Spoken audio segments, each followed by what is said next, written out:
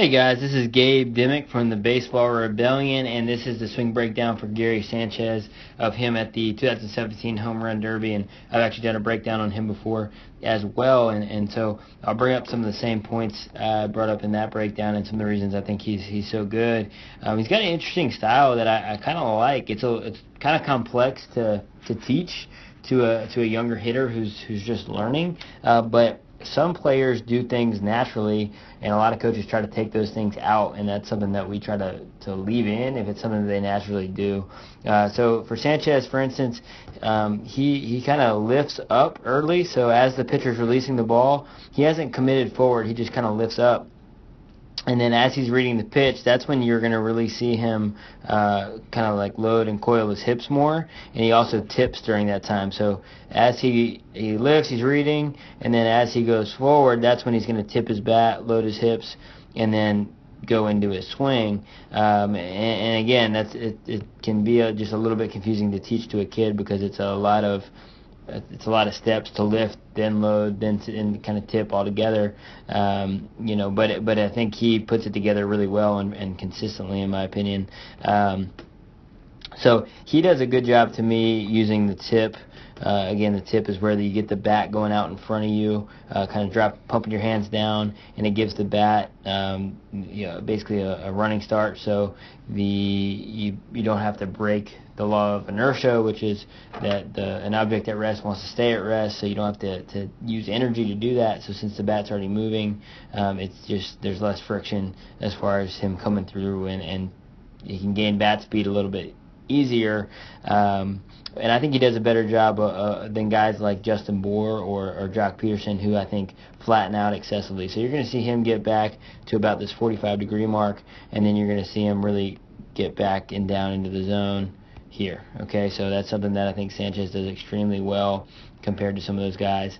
I think you can really see on the video on the right, as he's moving forward, you can really see this hip get deeper over here, which I really like, and again, that big load, that big counter rotation we saw with guys like Judge.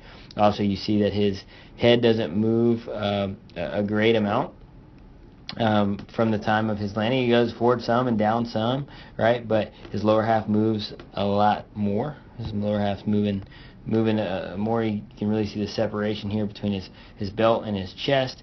You can really see from this video on the left, you can see that as he's going into his landing here, the back heel starting to come up, not quite as good as some of the other guys in that sense.